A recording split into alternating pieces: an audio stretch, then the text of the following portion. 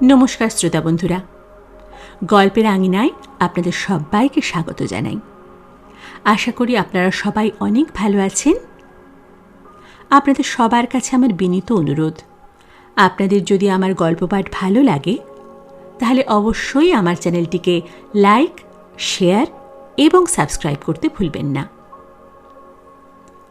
গল্পের আঙিনায় আমরা শুনছি শ্রী সরঞ্জিৎ চক্রবর্তীর বিখ্যাত উপন্যাস কম্পাস। আজকে শুনব 7ম পর্ব।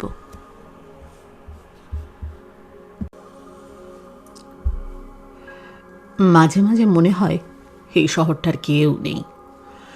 যে যেমন খুশি শহরটাকে কাটছে, মারছে, কামড়াচ্ছে।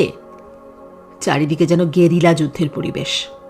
আর সুযোগ বুঝে এ হানা দিচ্ছে ওর অঞ্চলে, ও ঢুকে পড়ছে এর পাকস্থলী পর্যন্ত। আচ্ছা, রক্তের পথ ধরে কি শান্তি আর সোনার দিন আসে? আমি আকাশের দিকে তাকালাম। মার্চের মাঝামাঝি এখন। আকাশ থেকে আগুন ছিটকে পড়ছে মাটিতে।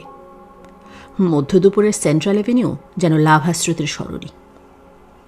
আমার জল তেষ্টা পাচ্ছে খুব। রাস্তার পাশে একজন লেবুর জল বিক্রিওয়ালাকে দেখলাম। লম্বা ডান্ডার তলায় গোল টিনের কৌটোর মতো লাগানো। টিনের ড্রাম থেকে সেই কৌটো ভর্তি জল টেনে তুলে গ্লাসে ভরছে লোকটা। তারপর পাতিলেবুর রস, একটু চিনির জল আর গুঁড়ো করা বরফ মেশানো অমৃত বাড়িয়ে দিচ্ছে মানুষের সামনে। দেখে আমার তেষ্টাটা যেন বেড়ে গেল। লোকটা দাঁড়িয়ে আছে ছায়ায়, সামনে ঠেলা গাড়িতে সরঞ্জাম, আর তার উপর লাল কাপড় জড়ানো কাঠের গুঁড়োয় ঢাকা এক তাল বরফ। আমি পকেটে হাত দিয়ে খুচরো দেখলাম। 3 পয়সা আছে কয়েকটা, সঙ্গে পেতলের পদ্মফুলওয়ালা গোল 20 পয়সা। লোকটার সামনে দাঁড়িয়ে আছে কয়েকজন খদ্দের। লোকটা কাঠের খেটো মুগুর দিয়ে বরফ ভেঙে তার টুকরো মেশাচ্ছে জলে। মুগুরের মারে ছোট ছোট বরফের কুচি ছিটকে উঠছে, আর ঠিক যেন এসে লাগছে আমার বুকের মধ্যে। খাবো ওই জল? রচিত বলে, ওগুলো খাস না রে শালা, পুরো বিষ। জানিস ওই বরফটা কিসের? মৃতদেহের বরফ ওগুলো, মর্গ থেকে নিয়ে আসে। চারিদিকে লাশের ছড়াছড়ি, সে সময় বরফের অভাব। ওই মরার বরফ এনে খাবার জলে মিশিয়ে বিক্রি করে। ওগুলো খাবি? পাগল নাকি তুই? রচিতের মুখটা মনে পড়ল আমার। ভাবলাম, এখন কি করছে কে জানে। আছেই বা কোথায়? চাইবাসা না জলপাইগুড়ি, নাকি পুরুলিয়ার কোনো গ্রামে? সেদিন গোলপার্ক মোড়ে ওর সঙ্গে দেখা হওয়ার কথাটা আবার মনে পড়ল আমার। মনে পড়ল ওর সেই অনুরোধ। আমি বলেছিলাম, এই সব পিস্তল টিস্তল দিয়েও হলো না, আরও বাঁশ দিতে চাস আমায়? এটা তুই কি বলছিস? পাগল নাকি? রচিত দ্রুত এদিক ওদিক দেখেছিল একবার, তারপর বলেছিল, দেখ দীপু, আমার তোর সঙ্গে ফালতু তর্ক করার সময় নেই।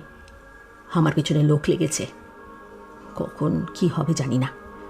তোকে যা বলছি শোন, প্রথমে জিনিসগুলো কিছুদিন রাখ নিজের কাছে, আর 4 দিন পরে সিমিকে ওদের রিলেটিভের বাড়ি থেকে তুলে নিয়ে বরানগরে আয়। খুব দরকার আমার, ব্যাপারটা বোঝ।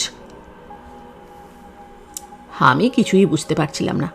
বলেছিলাম, আমার পিছনটাই এত মিষ্টি লাগছে কেন রে তোর?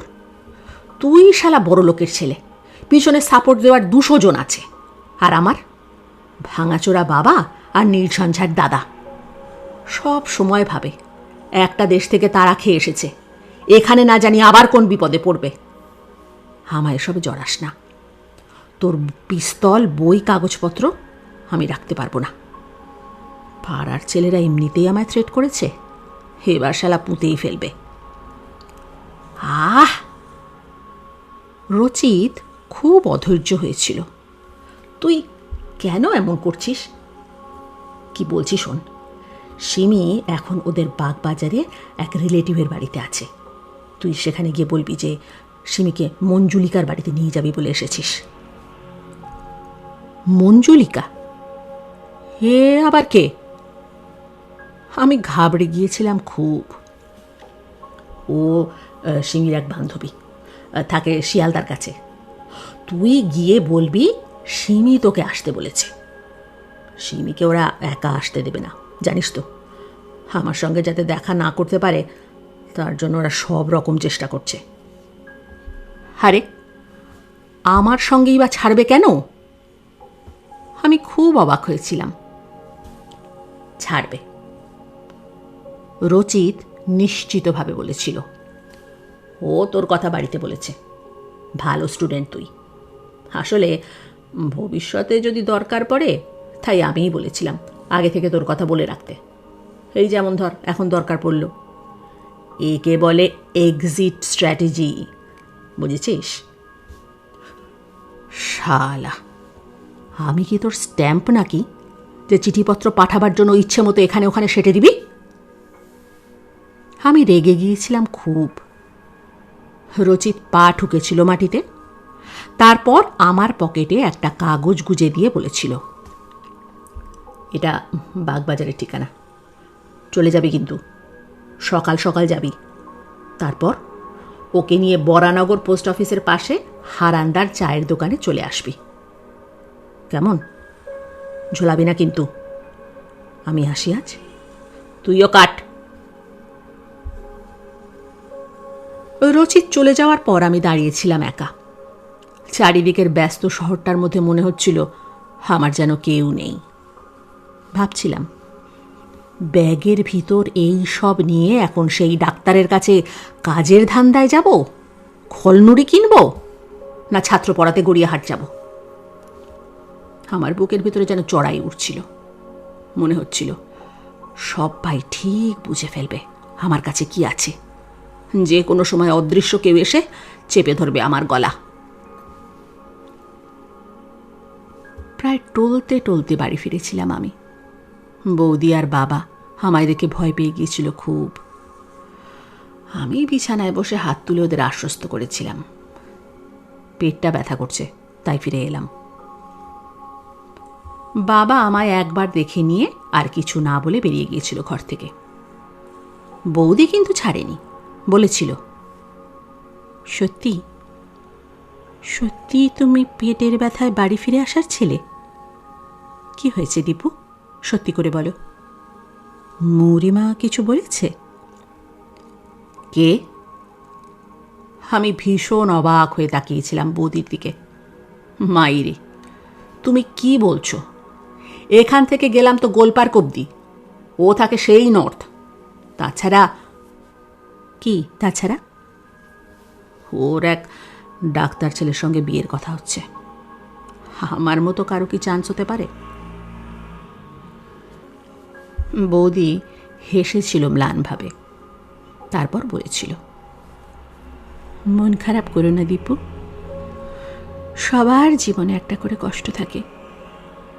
রক্তের মধ্যে মিশে যাওয়া একটা না পাওয়ার কষ্ট, সেটা নিয়েই চলতে হয়।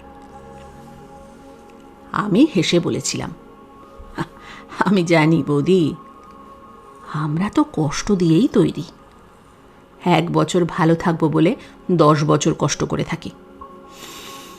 ও সব কিছু নয়, তুমি আমায় একটু নুন চিনির জল করে দেবে? বৌদি হেসে উঠে গিয়েছিল পাশের ঘরে। এই সুযোগটুকুই আমি চাইছিলাম। চট করে উঠে ব্যাগের ভিতর থেকে রচিতের দেওয়া প্যাকেটটা ঝোলা থেকে বের করে ঢুকিয়ে রেখেছিলাম আমার টুকিটাকি জিনিস রাখার সুটকেসটার ভিতরে। এ বাড়িতে কেউ হাত দেয় না এটায়।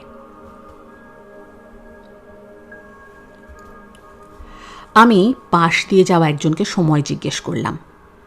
1:30 বাজে। ইউনিভার্সিটিতে আজ সকালে একটা ক্লাস করে গিয়েছিলাম পোদ্দার কোর্টের কাছে। ঠাকুরমার বাতের তেল ওখানের একটা দোকানে পাওয়া যায়। এটা সাধারণত দাদাই আনে, কিন্তু আজ দাদাকে রানাঘাট যেতে হয়েছে কাজে, তাই আমার ডিউটি পড়েছে। এখন যদি ফিরতে পারি ইউনিভার্সিটিতে, তবে ক্যান্টিনে অন্তত পাউরুটি আর ঘুগনি খেতে পাবো। আজ সকালে টিউশনে যেতে হয়েছিল, তাই খেয়ে বেরোতে পারিনি। ছাত্রদের ফার্স্ট টার্ম আছে, ওদের বাবা মায়েরা বলেছে আর কামাই করলে মাইনে কেটে নেবে। পাশেই একটা মিষ্টির দোকান। কাঁচের শোকেসে থরে থরে মিষ্টি সাজানো, আর শোকেসের উপরে একটা ময়লা অ্যালুমিনিয়ামের জগ রাখা। আমি দোকানের সিঁড়িতে উঠলাম। ভিতরে বসা লোকটা গরমে ঘামছে দরদর করে। লাল কাপড় লাগানো একটা পাখা দিয়ে নিজেকে হাওয়া করার চেষ্টা করছে বটে, কিন্তু সেটা খুব একটা কার্যকরী হচ্ছে না।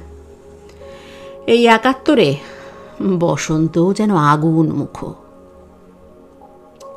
দাদা, একটু জল খেতে পারি? আমি লোকটার দিকে তাকালাম।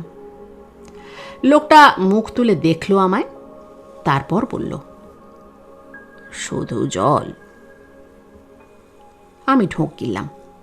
কি বলবো বুঝতে পারলাম না। লোকটা দীর্ঘ শ্বাস ফেলে বলল, আরে খাও, জিজ্ঞেস করার কি আছে। আমি হেসে জগটা তুলে জল খেলাম। কেমন নোনতা মতো যেন জলটা, তাও তেষ্টায় যেন ঈশ্বর। এখান থেকে ইউনিভার্সিটি হেঁটে যেতে বেশ কিছুটা সময় লাগবে।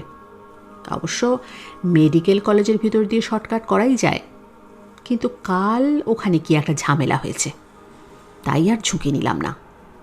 এমনিতেই আজকাল সব কিছুতেই বড্ড ঝুঁকি নেওয়া হয়ে যাচ্ছে। গতকাল সিমিকে আনতে যাওয়াটা যেমন ছিল আর কি।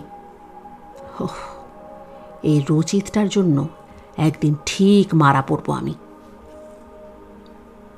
বাগবাজার সিমিদের আত্মীয়ের বাড়িটা বেশ বড়। আমার তো ভয়ই লাগছিল ভেতরে যেতে। বড় লোহার দরজায় লেখা ছিল, কুকুর হইতে সাবধান। গেট পেরিয়ে ঢুকেই একটা বড় উঠোন, তার 3 দিকে 3rd ব্র্যাকেটের মতো করে 3 তলা পর্যন্ত উঠে গিয়েছে দালান। উঠোনে দাঁড়ানো মাত্র কুকুরের প্রচণ্ড চিৎকার শুনেছিলাম আমি।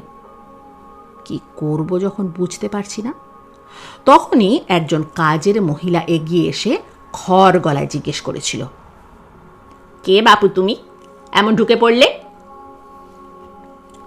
আমি থতমত খেয়ে প্রায় বলেই ফেলেছিলাম, আমি লেখক। কিন্তু বলিনি, বরং আমতা আমতা করে বলেছিলাম, সিমির কাছে সিমি আছে। কে রে?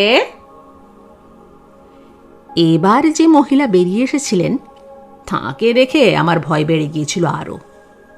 প্রায় 6 ফুট লম্বা চেহারার মহিলা, আর তেমন মোটা, সঙ্গে চওড়া করে পরা সিঁদুর আর গালে পান।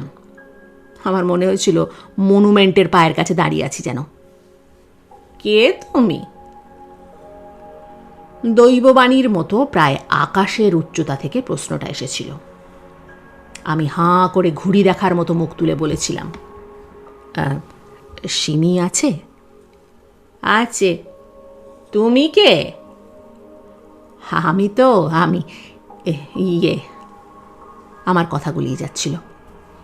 রচিতের সঙ্গে সিমি দেখা করে সেটা সিমির বাড়ির লোকজন চায় না, আমি জানি। সেখানে যদি জানে যে আমি শীত কাটতে এসেছি, তবেই হয়েছে, পেঁ দিয়ে পদ্ম ফুল বানিয়ে দেবে। কে তুমি? ভদ্রমহিলা প্রায় খিঁচিয়ে উঠেছিলেন। হ্যাঁ, আমি তো দীপু, সিমির বন্ধু। ইউনিভার্সিটিতে ওর সঙ্গে পড়ি। ওকে নিয়ে মঞ্জুলিকার কাছে যাব। আমি গড় গড় করে মুখস্থ বলে গিয়েছিলাম সবটা। ভদ্রমহিলা এবার পিছিয়ে গিয়ে দোতলার দিকে মুখ করে হাঁক দিয়েছিলেন, সিমি, নিচে আয়, দেখ কে একজন এসেছে।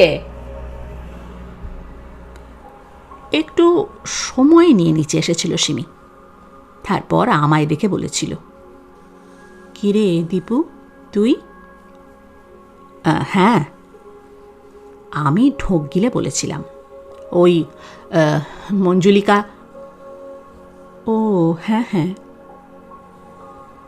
সিমি ভালোই অ্যাক্টিং পারে তো, ও বলেছিল। দাঁড়া, আসছি। ভদ্রমহিলা আমার দিকে তাকিয়ে চোখ পাকিয়ে বলেছিলেন, ভালোই ভালোই মেয়েকে ফিরিয়ে দিয়ে যাবে, নইলে। আমি আমতা আমতা করে মাথা নেড়েছিলাম। ভেবেছিলাম মেন দরজায় কুকুর নয়, অন্য কিছুর থেকে সাবধান হতে বলার বোর্ড ঝোলানো উচিত ছিল। বাগবাজার থেকে বরানগর খুব কিছু দূর নয়। বাসে উঠেই জানালার ধারে বসার জায়গা পেয়ে গিয়েছিলাম আমরা। সিমিকে জানলাটা ছেড়ে দিয়ে ওর পাশে বসে জিজ্ঞাসা করেছিলাম, এই, তোর বাড়ির লোকদের এভাবে গুল মারলি, যদি ধরে ফেলে? ছাড় তো। জানলা দিয়ে বাইরের দিকে তাকিয়েছিল সিমি। বলেছিল, এটা আমাদের নিজেদের বাড়ি নয়। সবাই জানে আমাদের, কিন্তু আসলে তা নয়। বাবার এক ঘনিষ্ঠ বন্ধুর বাড়ি, তাও মর্টগেজ পড়ে আছে। এরা আমার কেউ হয় না। ওই 20 ফুট লম্বা ভদ্রমহিলাকে দেখলি না, সমীর কাকু, মানে বাবার বন্ধুর স্ত্রী, আমায় ভালোবাসে খুব, তাই এসে থাকতে হয় মাঝে মাঝে। আমার খারাপ লেগেছিল যে এতটা ভালোবাসে তাকে এমন ঢপ মারলি। বেশ করেছি। সিমি চুল ঠিক করে বলেছিল, বলে কি না আমার সঙ্গে রচিতের দেখা করতে দেবে না। তুই তো ওর উপর রাগ করেছিলিস। মরিমা তো, আরে মরিমা বায়াস্ট। পরে দেখলাম রচিতে ঠিক। ভাব, কত বড় লোকের ছেলে, কিন্তু তাও সব ছেড়ে কেমন ঝাঁপিয়ে পড়ল বিপ্লবে। গ্রামে পর্যন্ত গিয়েছিল। নেহাত লঙ্কার ঝোল আর ভাত খেয়ে ওর ব্লাড ডিসেন্ট্রি হয়ে গেল, না হলে। আর মরিমার বাবার যা হয়েছিল তার থেকে ওর অমন একটা বোকা বোকা একটা ওপিনিয়ন জন্মেছে। ইটস এন্টায়ারলি হার প্রবলেম, আমার নয়। এটা কি অদ্ভুত সময়, বুঝতে পারছিস না? যতদিন বাঙালি থাকবে ততদিন 70-এর এই দিনগুলোও থাকবে। We are the part of history, Dipu. হারান্দার চায়ের দোকানের সামনে রোগা পাতলা একটা ছেলে দাঁড়িয়েছিল। আমায় আর সিমিকে দেখে ছেলেটা এগিয়ে এসেছিল নিজেই। বলেছিল, আপনি দাঁড়ান, আমি দিদিকে নিয়ে যাচ্ছি। ছেলেটা সিমিকে চেনে তবে? আমি জিজ্ঞেস করেছিলাম, রচিত কোথায়? ছেলেটা গম্ভীর হয়ে বলেছিল, এখন একটা গ্রুপ আর বিশ্বাস করছে না রচিতদাকে, তাই আমরা কয়েকজন অন্য একটা জায়গায় আছি। তবে জানি না আমাদের জন্য বরানগর আর কতটা সেফ। সবাই সন্দেহ করছে আমরা পুলিশের লোক। সে কি? আমি ঘাবড়ে গিয়েছিলাম। মনে পড়ে গিয়েছিল রেল লাইনের পাশে সেই ছোট্ট সরু রাস্তাটা। মনে পড়ে গিয়েছিল সেই ছেলেগুলোর মুখ। ছেলেটা সিমিকে বলেছিল, আপনি আসুন দিদি, রচিতদা বেরিয়ে যাবে, হয়তো সময় বেশি নেই। বেরিয়ে যাবে মানে? আমি ঘাবড়ে গিয়েছিলাম খুব। ও যে আমার কাছে আমার কি বলবো বুঝতে পারছিলাম না। হাত পায়ের ষাঁড় চলে যাচ্ছিল আমার। পিস্তলের ব্যাপারটা আমি বলবো কি করে? রচিত এ কিরকম ফাঁসালো আমায়? সিমি ফিরেছিল প্রায় 1.5 ঘন্টা পরে। ওকে দেখেই বুঝতে পেরেছিলাম কিছু একটা হয়েছে। ছেলেটাও এসেছিল সঙ্গে সঙ্গে। আমি জিজ্ঞেস করেছিলাম, কি হয়েছে তোর? সিমি উত্তর দিচ্ছিল না কোনো, শুধু চোখ দুটো ছলছল করছিল ওর। আমি আবার একই কথা জিজ্ঞেস করেছিলাম। এবার ছেলেটা বলেছিল, রচিতদা আপাতত আন্ডারগ্রাউন্ড হচ্ছে, আর আমায় বলেছে আপনাকে বলতে যে আপনার কাছে যে জিনিসটা রয়েছে সেটা আরও কয়েকটা দিন রাখতে, সময় মতো কেউ গিয়ে নিয়ে আসবে।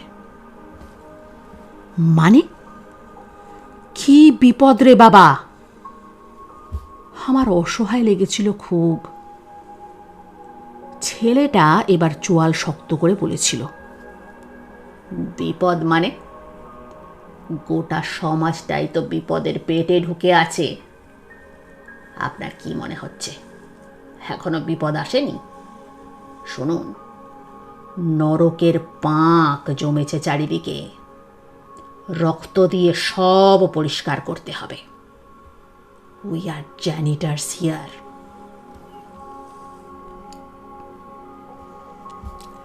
ফেরার পথে বাসের জানালায় মাথা দিয়ে বসেছিল সিমি। কথা বলছিল না। আমিও কেন জানি না সাহস পাচ্ছিলাম না কথা বলার। কি হয়েছে কে জানে। তাছাড়া প্রেমিক প্রেমিকাদের ভিতর কি হয় তা বাইরের লোকের না জানাই ভালো।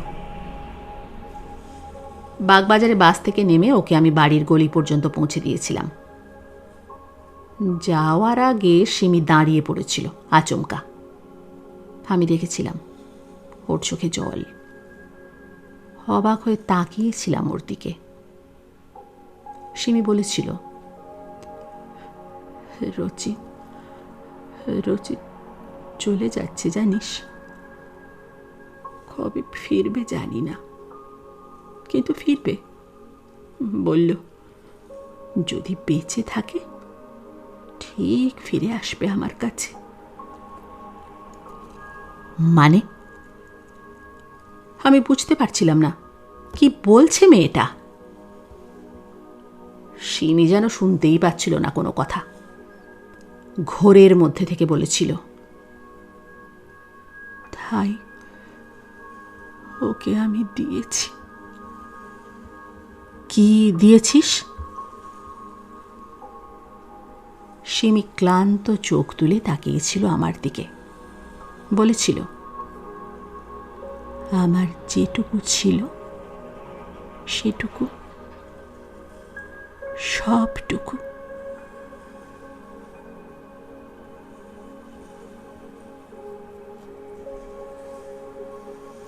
ক্যান্টিনে পৌঁছে দেখলাম ভিড়টা কেমন যেন ভাঙা মেঘের মতো ক্যান্টিনময় ছড়িয়ে আছে। আমি সময় নষ্ট না করে 1 প্লেট ঘুগনি আর ½ পাউন্ড পাউরুটি নিয়ে এসে বসলাম একটা টেবিলে।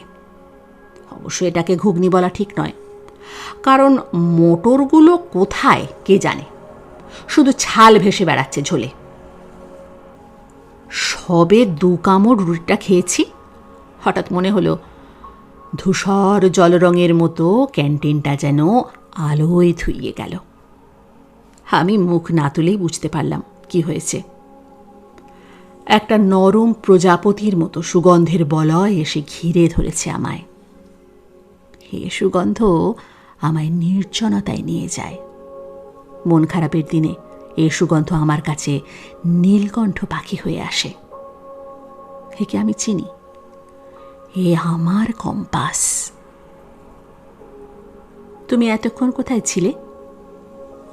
সামনে বসে জিজ্ঞেস করল মৌরিমা। কেন? ওই ঠাকুমার বাতের তেল কিনতে গিয়েছিলাম। কি হয়েছে? মৌরিমা তাকালো আমার দিকে, তারপর গম্ভীর গলায় বলল, ইলেশ ও ঘুমের বড়ি খেয়ে ফেলেছে অনেক। একটু আগে খবর পেলাম। মানে? আমি কি বলবো বুঝতে পারলাম না। হাত থেকে পড়ে গেল রুটিটা। যা শুনলাম, সিমি ওকে বলেছে রচিতের সঙ্গে নাকি ওর বাকি জীবন বাঁধা পড়েছে। মানে সবই নাকি। মৌরিমার মুখটা সামান্য লাল হয়ে উঠল। কথাটা শেষ করতে পারল না ও। আমি বুঝলাম ব্যাপারটা কি, কিন্তু এসব কথা বাইরে বেরোলো কি করে? মৌরিমা আবার বলল, অসীম বলে একটা ছেলে গিয়েছিল ভবানীপুর। ইলেশের বাড়ির লোক বলেছে ইলেশ নাকি পাগলের মতো এইসব বলছিল। কেমন আছে এখন? আমি বুঝতে পারছিলাম না আর কি বলবো। বেঁচে গিয়েছে। মৌরিমা মাথা নাড়ল। রচিত ইজ আ রটেন অ্যাপল। যে ওর সঙ্গে থাকবে সে যাবে। আমি ওকে কতটা ঘেন্না করি বলে বোঝাতে পারবো না। আমি ঢোক গিললাম। মৌরিমা মাথা নিচু করে বসে আছে। বুঝলাম ওর খারাপ লেগেছে, আর সত্যি বলতে কি আমারও খারাপ লাগছে খুব, কিন্তু তার চেয়েও বেশি লাগছে ভয়। সিমিকে নিয়ে যে আমিই গিয়েছিলাম রচিতের কাছে, সেটা যদি মৌরিমা জেনে যায় তবে? মেয়েটা বোধহয় মনের কথা পড়তে পারে, কারণ আমার ভাবনাটা শেষ হওয়ার আগেই ও মুখ তুলল। আলতো করে আমার হাতটা ধরে কষ্টের গলায় জিজ্ঞেস করল, সিমির সঙ্গে রচিতের দেখা করাই তো বন্ধ করে দিয়েছিল ওর বাড়ি থেকে। আচ্ছা দীপু, সিমি তবে দেখা করলো কি করে রচিতের সঙ্গে, তুমি জানো? আমি তাকালাম মৌরিমার মুখের দিকে। বুকের ভিতরে কেমন যেন একটা করছে আমার। এমন চোখ নিয়ে কেউ তাকিয়ে থাকলে তাকে কি মিথ্যে বলা যায় কোনো দিনও? কেউ পারে? মৌরিমা হাতের চাপটা বাড়ালো সামান্য, তারপর জিজ্ঞেস করল, তুমি কিছু জানো দীপু? আমি সময় নিলাম সামান্য। ওর ওই স্পর্শ আরও যতটা পারি আমার রোমকূপ দিয়ে শুষে নিলাম নিজের মধ্যে। তারপর মাথা নেড়ে বললাম, না, আমি জানি না।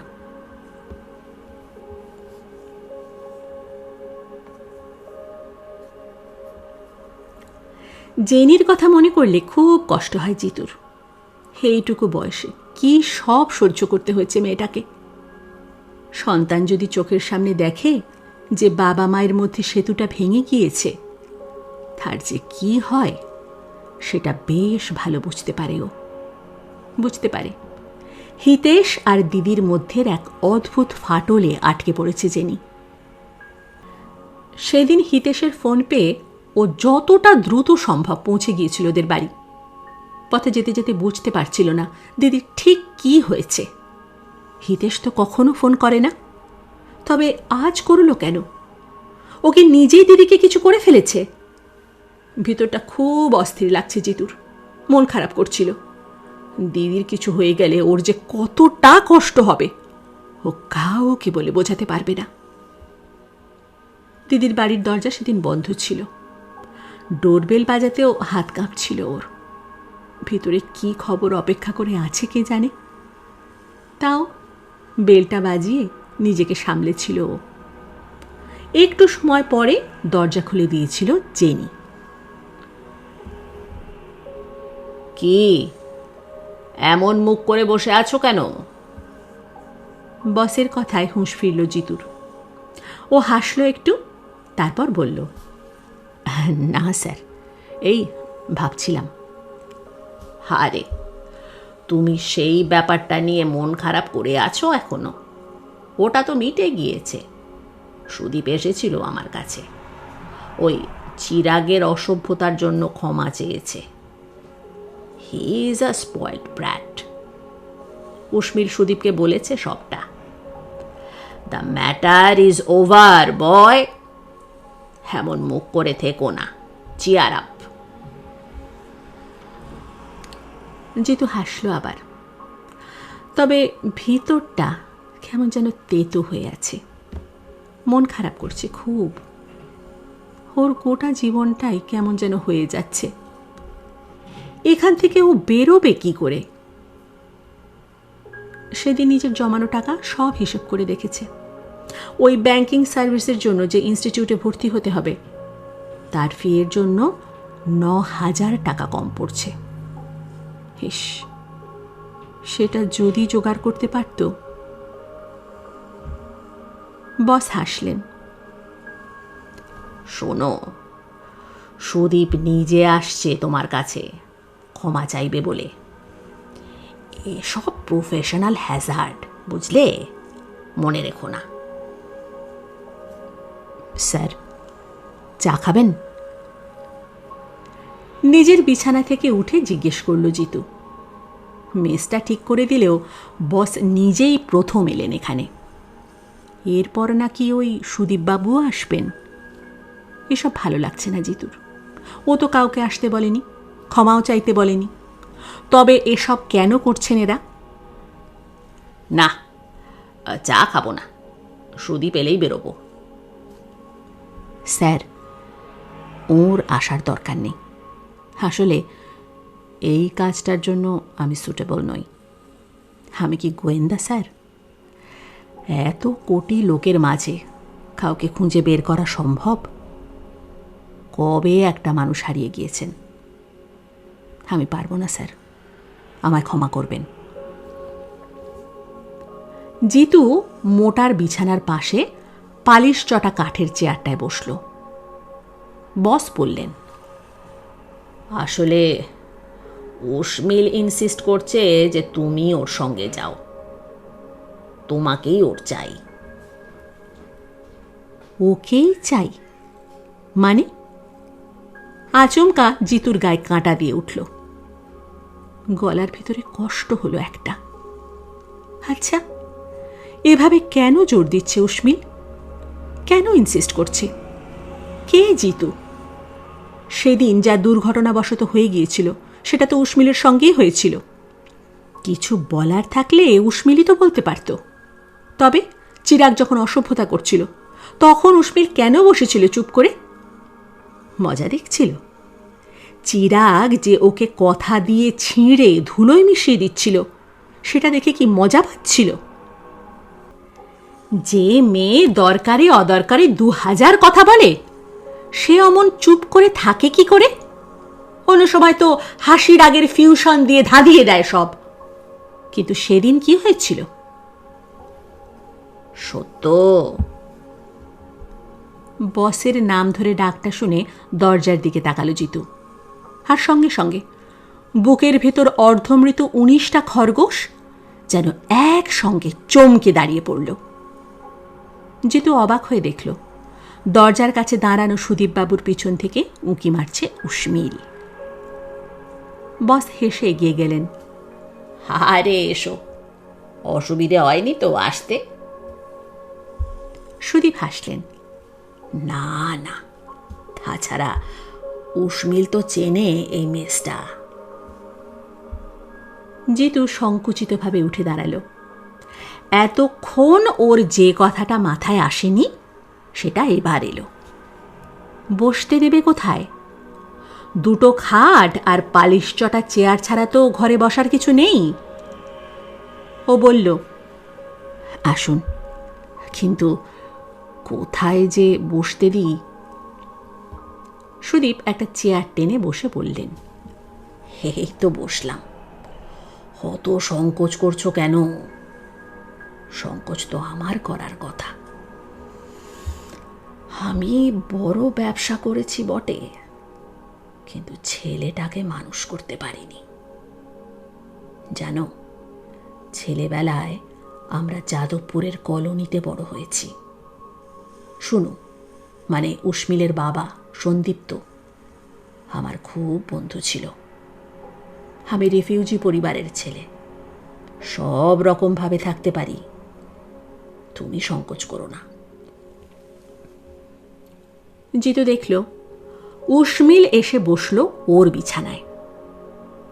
উসমিলের মুখটা বেশ ম্লান, মাথাও নিচু করে আছে। ঘরে ঢুকে একবারও তাকায়নি জিতুর দিকে।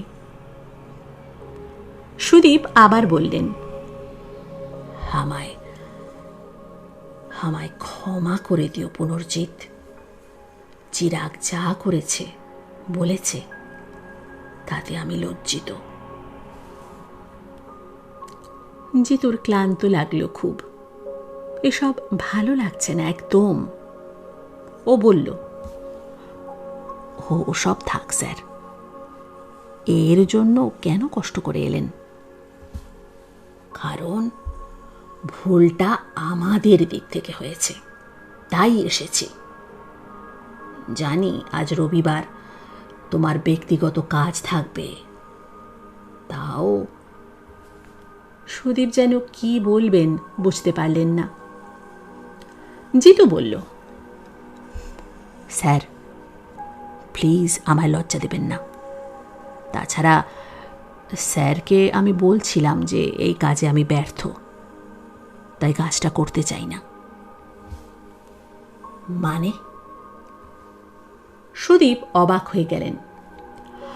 আমি জানি তুমি রেগে আছো, কিন্তু তা বলে। জিতু কথাটা শেষ করতে না দিয়েই বলল, না না, তা নয় স্যার। ভাবুন, কবে একজন হারিয়ে গিয়েছেন, তাকে আর এখন খুঁজে পাওয়া যায়? যায়। আচমকা উষ্মিল সোজা হয়ে বসল, পূর্ণ দৃষ্টি মেলে তাকালো জিতুর দিকে। জিতুর মনে হলো বিকেলের এই মনমরা ঘরটা যেন আচমকা আয়নায় ভরে গেল।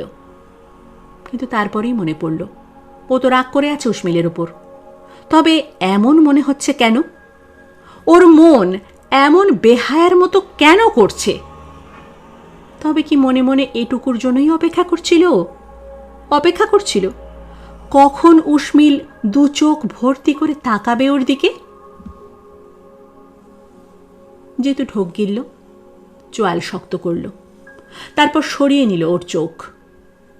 এমন দৃষ্টির দিকে একবার তাকানো মানে সারা জীবনের কষ্টের গাছ শরীরে বুনে নেওয়া, যা কোনো দিনও পাওয়া যাবে না। সেই দিকে মনকে নিয়ে গিয়ে লাভ নেই। উষ্মিল তাকালো সুদীপের দিকে, তারপর বলল, আঙ্কেল, তোমরা একটু নিচে গাড়িতে গিয়ে বসবে? আমার ওর সঙ্গে কটা কথা আছে। সুদীপ বললেন, হ্যাঁ হ্যাঁ, নিশ্চয়ই, কথা বলো তোমরা, চলো সত্য। বসের সঙ্গে সুদীপ দরজা দিয়ে বেরিয়ে গেলেন বাইরে। আচমকা জিতুর হাতের আর পায়ের তালু ঘেমে উঠল। মনে হলো গলার ভেতর ফেটে গিয়েছে মাইলের পর মাইল মাটি। পেটের ভিতর যেন ফুঁড়ে উঠেছে দানবাকার সাবমেরিন। উষ্মিল তাকালো ওর দিকে, তারপর বলল, আচ্ছা জিতু, তুমি এখনো রেগে আছো? জিতু কিছু না বলে মাথা নিচু করে রইল। উষ্মিল আচমকা ঝুঁকে পড়ে হাতটা ধরল ওর, বলল, কি হলো, তাকাবে না আমার দিকে? কষ্ট হয়েছে? খুব রাগ হয়েছে? তাহলে সেদিন কেন ওই জানোয়ারটাকে মেরে শুইয়ে দিলে না? কি? জিতু অবাক হয়ে মাথা তুলে তাকালো। মানে তুমি এমন কেন জিতু? প্রথম দিন চিরাগ তোমায় যা খুশি তাই বলল, আমি প্রোটেস্ট করলাম, ওকে বের করে দিলাম ওর নিজের ফ্ল্যাটের থেকেই। কিন্তু বারবার আমি কেন বাঁচাবো তোমায়? চিরাগ বাজে কথা বলছে, তোমার বাবা মাকে অপমান করছে, তাও তুমি চুপ করে আছো কেন? কেন জিতু, তোমার ব্যাকবোন নেই? জিতু কিছু বলতে পারল না। আচমকা কেমন যেন মাটি পাথরের দলা এসে আটকে দিল গলাটাকে। বুকের ভিতর মনে হলো কেউ বসে একটা একটা করে পাঁজর ভাঙছে ওর। সেদিন আমি শুধু তোমায় দেখছিলাম, যেন তারা খাওয়া মানুষের মতো পালাচ্ছিলে। কেন কেন তুমি এমন হয়ে থাকো, এমন গুটিয়ে মাথা নিচু করে? দেখো তো, মাথা ঘুরিয়ে দেখো, এটা কোনো ঘর? এমন ময়লা মেঝে, ঝুলকালি মাখা দেওয়াল, দড়িতে প্যান্ট আর গামছা ঝুলছে। এভাবে কেউ থাকে? এমন চাকরি কেউ করে? কিসে আটকে আছো জিতু? কেন আটকে আছো? কেউ তোমায় অন্যায়ভাবে খারাপ কথা বলছে আর তার কাছেই তুমি ক্ষমা চাইছো। এমন ছেলেকে কোনো মেয়ে ভালোবাসবে? মানে এটা কি বলল উষ্মিল? ভালোবাসবে মানে? উষ্মিল বলল, জানো, আমি ইচ্ছে করলে চিরাগকে 1 মিনিটে চুপ করিয়ে দিতে পারতাম, কিন্তু দেখছিলাম তোমায়। মলেস্টেশনের মতো একটা নোংরা অপবাদ দিচ্ছে তোমায় লোকটা, তাও তুমি মিনমিন করছো। জিতু দীর্ঘশ্বাস ফেলল। চিরাগকেও মারতেই পারত, কিন্তু এ চাকরিটা, এটা চলে গেলে কি করতো? ইন্স্যুরেন্সের দালালি না বিপিওর পোস্ট মডার্ন দাসবৃত্তি? জীবনটা কি টম ক্রুজের ছবি না শাহরুখ খানের দুহাত ছড়িয়ে গাওয়া হিট গানের পৃথিবী? উসমিল বলল, যাক, যা ভালো বোঝো করো। আমি কে যে এসব বলবো তোমায়? তুমি কি কিছু মনে করো আমায়? জিতু মনে করে না। তবে ও কি মনে করে? আজকাল কার মুখ থেকে ঘুম ভাঙে ওর? কার জন্য চারিদিকে অর্থহীন একটা শূন্যতা ভেসে থাকে? কার জন্য বুকের ভিতর মন খারাপ করা একটা মানুষ ছোট্ট প্রদীপ জেলে বসে থাকে একলা? কিছু না মনে করলে এত সব কথা কি এমনি এমনি শোনে? জিতু দেখল উসমিল মুখ ফিরিয়ে আছে বাইরের দিকে। ধারালো মুখের আউটলাইনটা শেষ বিকেলের আলোয় কেমন যেন ছবির মতো লাগছে। ওর কষ্ট হলো খুব। মনে হলো বুকের ভিতরে ফ্যানার মতো কি একটা যেন উপচে উঠছে। মনে হলো যা হয় হোক, যত অবাস্তবই হোক, আজ ও সবটা বলেই দেবে উসমিলকে। জিতু মনটাকে স্থির করল। প্রথমে বড় করে শ্বাস নিল একটা, তারপর স্বাভাবিক গলায় বলল, আমায় বেরোতে হবে আজ, কাজ আছে। এক বন্ধুকে নিয়ে ডাক্তারের কাছে যেতে হবে। উসমিল যেন বিশ্বাস করতে পারল না নিজের কানকে। অবাক হয়ে তাকিয়ে রইল জিতুর দিকে। তারপর বিহবল গলায় বলল, তুমি তুমি কি? জিতু বলল, জানি না উসমিল, জানলে খুব বিপদ। শোনো, মৌরিমা সেনকে খোঁজার আর একটা চান্স নেব আমি। তোমার কাছে এখন মৌরিমা সেনের ছবি আছে, দেবে আমায়?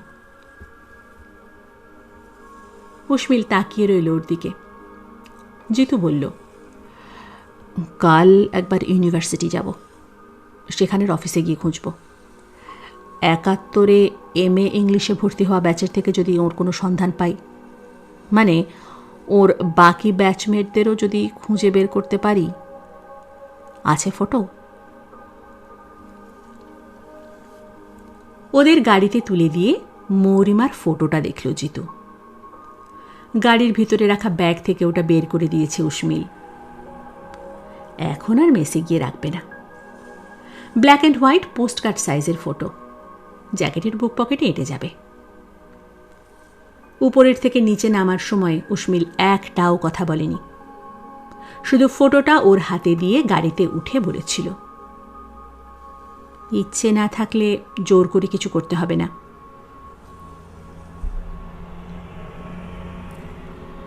পকেট থেকে ফোনটা বের করে হিতেশের নম্বর ডায়াল করল জিতু।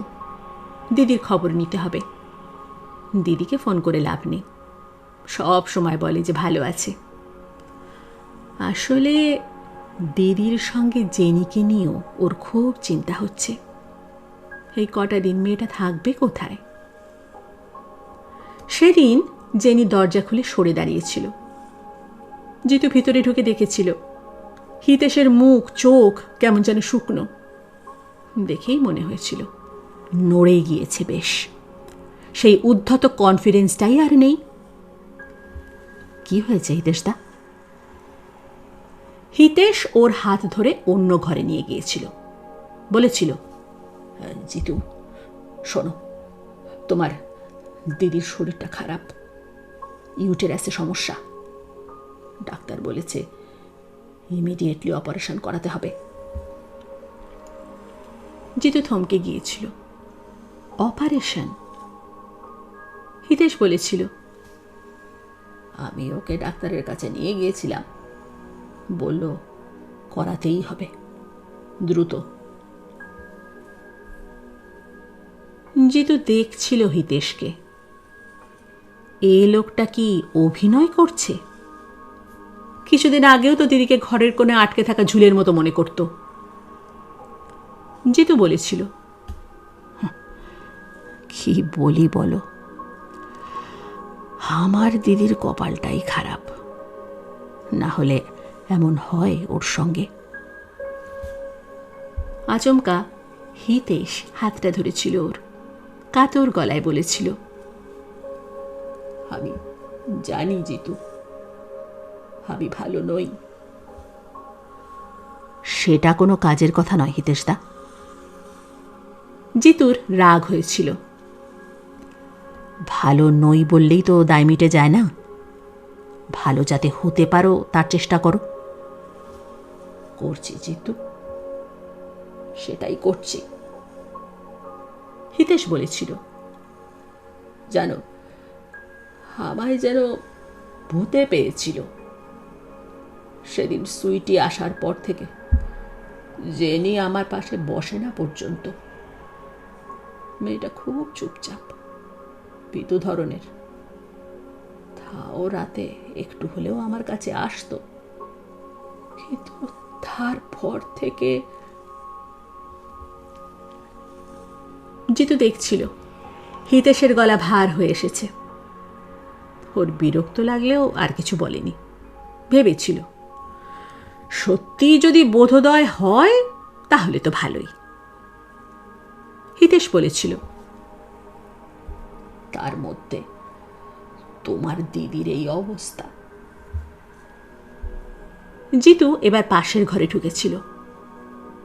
বিছানায় চোখ বন্ধ করে শুয়েছিল দিদি। হিতেশ বলেছিল, ডাক্তার এসেছিল, অসহ্য যন্ত্রণা হচ্ছিল বলে ইঞ্জেকশন দেওয়া হয়েছে, 2-1 দিনের মধ্যেই ভর্তি করব ভাবছি। জিতু বলেছিল, আমায় আজ বললে তুমি, আগে বলতে পারলে না? হিতেশ বলেছিল, না, মানে ভেবেছিলাম এত দূর গড়াবে না ব্যাপারটা।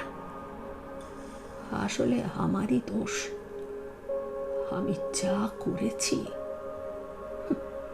খেয়ালই করিনি তোমার দিদিকে, ও নিজেও কিছু বলতো না, তাই চেপে।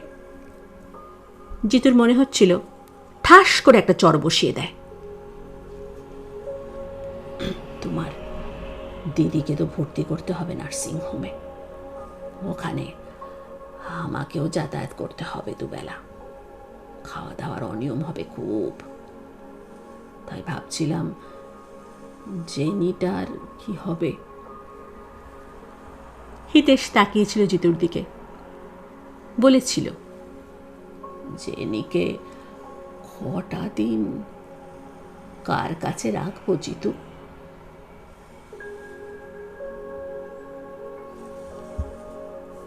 বালিগঞ্জে বললেও আসলে আঁখির ফ্ল্যাটটা বন্ডেল গেটের কাছে।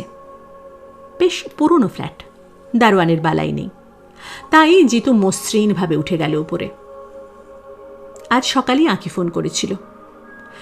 ছুটি থাকলে মোবাইলের থেকে দূরে থাকে জিতু, তাই প্রথমে বুঝতে পারেনি। পরে দেখেছিল প্রায় 1/2 ডজন মিসড কল। কি হয়েছে আঁখির? কোনো সমস্যা? জিতু দ্রুত কল ব্যাক করেছিল। আঁখি বলেছিল, আমার একটা হেল্প দরকার তোর কাছ থেকে।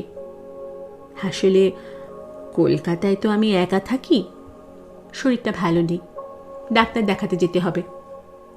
তুই যাবি আমার সঙ্গে? জানি ট্রাবল দিচ্ছি, বাট প্লিজ যাবি? ডোরবেলটা টিপে একটু পিছিয়ে দাঁড়ালো জিতু। কেমন একটা বিচ্ছিরি লাগছে। একদিন যে মেয়েটাকে ভালোবাসতো বলে ভাবত, এখন তার সামনে আসতেই কেমন যেন বিরক্ত লাগে। আয় আয়। দরজা খুলে ওকে দেখে হাসলো Ankhi. Thanks for coming, please আয়।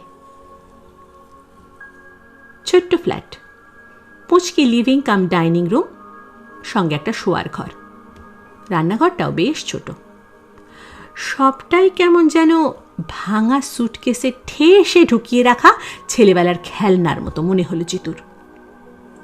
দরজার কাছে জুতোটা খুলল, তারপর জিজ্ঞেস করল, ড্রেস করিসনি? যাবি না ডাক্তার দেখাতে? আঁখি একটা বেতের চেয়ারে বসে তাকালো ওর দিকে, তারপর ফিক করে হাসলো একটু। জিতু অবাক হলো। কি হলো, হাসছিস? আঁখি জিভ কেটে বলল, আসলে আই লাইড, সরি। লাইড? মিথ্যে বলেছিস মানে? জিতু অবাক হয়ে গেল। আঁখি উঠে দাঁড়িয়ে একটু এগিয়ে এলো ওর দিকে, বলল, তোকে কতদিন বললাম আয় আমার এখানে, এলি না তো, তাই ভাবলাম এটা ট্রাই করি। কলেজে তো দেখতাম মোটামুটি সবার উপকার করার দায়িত্ব নিয়ে নিতিস, তাই। এমনিতেই নানা কারণে মন মেজাজ ভালো নেই, তার মধ্যে আঁখির এই ব্যাপারটা আর নিতে পারল না জিতু। মনে হলো আর 1 সেকেন্ড এখানে দাঁড়িয়ে থাকলে ও মেরেই দেবে আঁখিকে। এটা কি ছেলে খেলা হচ্ছে? ইয়ার্কি মারছে? এরা মনে করে কি জীবনটাকে টিভিতে দেখা রোম্যান্টিক ফিল্মের ট্রেলার? জিতু আর একটা কথাও না বলে পিছনে ঘুরল। আঁখি বলল, কি রে, চলে যাচ্ছিস? এই জিতু, রাগ করলি? এই। জিতু দরজার কাছে গিয়ে জুতো পরতে লাগলো। আঁখি এগিয়ে এলো পিছন থেকে, জিতুর হাতটা ধরে টেনে বলল, এই জিতু, প্লিজ রাগ করিস না, সব ভুলে গেলি তুই। জিতু হাতটা ছাড়িয়ে দরজা খুলতে গেল। আঁখি ছাড়ল না তাও, বরং এগিয়ে এসে আচমকা জিতুর জ্যাকেটটা ধরে টান মারল। এই, কি করছিস তুই? এত রাগ কেন তোর? জিতু ওর হাতটা ছাড়াবার চেষ্টা করল, কিন্তু তাতে যেন আঁখি আরো জোরে আঁকড়ে ধরল ওকে। তারপর শরীরের সবটুকু শক্তি দিয়ে ও জিতুকে টেনে ঘোরাতে চাইল নিজের দিকে। জিতু নড়ল না, কিন্তু আচমকা এই টানে ওর জ্যাকেটের সামনের পকেটটা ফরফর করে ছিঁড়ে গেল, আর মৌরিমার সাদা কালো ফটোটা ঝরা পাতার মতো ভাসতে ভাসতে পড়ল মেঝেতে। কি করছিস? জিতু কোনো মতে ছাড়িয়ে নিল নিজেকে, তারপর ঝুঁকে পড়ে তুলতে গেল ফটোটা, কিন্তু তার আগেই আঁখি ছোঁ মেরে তুলে নিল সেটাকে। দে ওটা। জিতু রাগটা লুকোলো না আর। আঁখি ফটোটা দেখলো একবার, তারপর তাকালো জিতুর দিকে, ওর চোখে বিস্ময়। কি হলো, দে। জিতু চোয়াল শক্ত করে বলল আবার। ওর কথা যেন শুনতেই পায়নি এমন গলায় আঁখি বলল, জিতু, ছোট দিদার এই ফটোটা কি করে এলো তোর কাছে?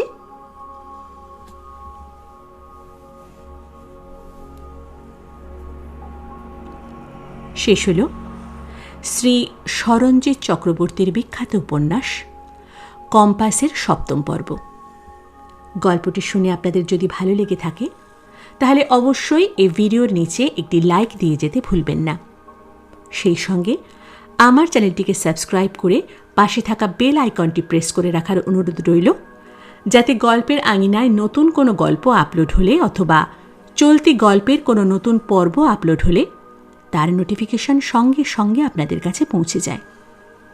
আর আমার ফেসবুকের বন্ধুদের কাছে অনুরোধ রইল আমার পেজটিকে ফলো করার জন্য। আপনারা সবাই অনেক অনেক ভালো থাকুন, সুস্থ থাকুন, আনন্দে থাকুন, এই শুভকামনা জানিয়ে শেষ করছি। নমস্কার।